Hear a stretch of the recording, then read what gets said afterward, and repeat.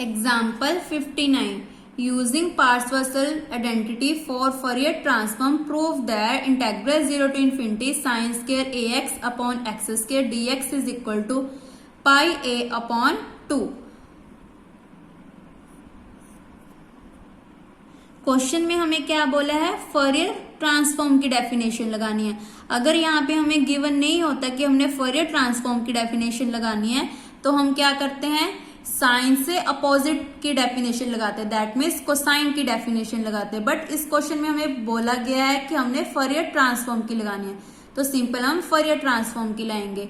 Now अब हम पहले फंक्शन को लेट करेंगे। फंक्शन कैसे लेंगे, 1 mod of t less than a। Mode क्यों लगाया, क्योंकि ऊपर स्केयर आ रहा है, तो स्केयर वाली टर्म या तो पॉजिटिव हो सकती है या नेगेटिव। सो हमने ले लिया mod of t less than a, mod of t greater than a। Next step में क्या किया, फोरियर की डेफिनेशन लगा दी। इसको ओपन करेंगे तो क्या आता है, -a to a।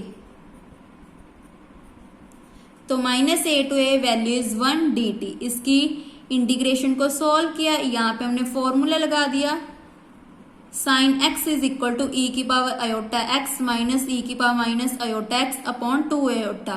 तो यहाँ पे x किसके इक्वल है, s a के, तो सिंपली पुट कर दिया 2 upon s as it is. यहाँ पे 2 कैसे आया, मल्टीप्लाई एंड डिवाइड कर दिया 2 के साथ, तो ये वाला 2 एज इट इज ये हमारा फॉर्मूले में ऐड हो गया। देन नेक्स्ट स्टेप में हमें क्या बोला है, पार्सेवल आइडेंटिटी लगानी है, तो हमने सिंपली पार्सेवल आइडेंटिटी लगा दी। यहाँ पे ये हमारी फर्स्ट प्रॉपर्टी है पार्सेवल की, जो पेज नंबर 418 पे है। ये देखो हमारे पास क्या होती है, 1 upon 2 pi integral minus infinity to infinity mod of s bar s का square ds is equal to integral minus infinity to infinity mod of t f of t square dt। Simply यहाँ पे put कर दिया। Now इसकी value हमारे पास क्या आई है, f ऑफ t की 1, where t lies between -a to a, तो सिंपली यहाँ पे पुट कर दिया। यहाँ पे t आएगा 1 upon 2 pi integral minus infinity to infinity. इसकी वैल्यू हमारे पास क्या आई है, ये 2 2 4 upon s square sine square s a ds। जो कांस्टेंट टर्म थी उसको बाहर निकाल दिया, 2 1 2 2 2 4 2 अपॉन s स्क्वायर, ये हमने अंदर रखा क्योंकि s स्क्वायर हमारा क्या है, फंक्शन है।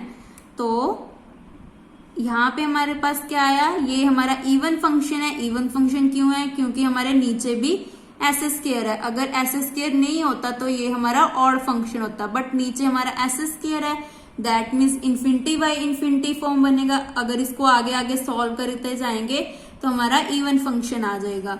सो इवन फंक्शन है तो आगे लगा दिया 2, यहाँ पे लिमिट चेंज होगी 0 टू इन्फिनिटी, 2 2 4 अपॉन पाई, तो इसको उधर ले आए 2 पाई a अपॉन 4, तो क्या आ गया, पाई a अपॉन 2। ये term as it is. Question में हमें x में चाहिए तो रिप्लेस कर दिया s को x में, s को x में।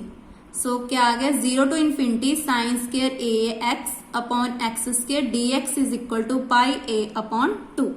सो this question is important for 8 marks. यहाँ ये क्वेश्चन आपको शॉर्ट क्वेश्चंस में भी आ सकता है, जैसे 4 मार्क्स में या 6 मार्क्स में। ये देखो पंजाब यूनिवर्सिटी में ये 2015 में भी आया था। सो जो हमारा लास्ट टॉपिक था वो बहुत इंपॉर्टेंट टॉपिक है, क्योंकि ये टॉपिक में आपको एक तो कन्वोल्यूशन थ्योरम आएगी, उसके साथ एक क्वेश्चन भी आएगा जो आपको 16 मार्क्स में आएगा। सो आपको कोई भी क्वेश्चन आ सकता है, पार्सेवल का भी, कन्वोल्यूशन का, तो आपने एक भी एग्जाम्पल को नहीं छोड़ना है, क्योंकि एक्सरसाइज में इससे रिलेटेड कोई भी क्वेश्चन नहीं है। Thank you.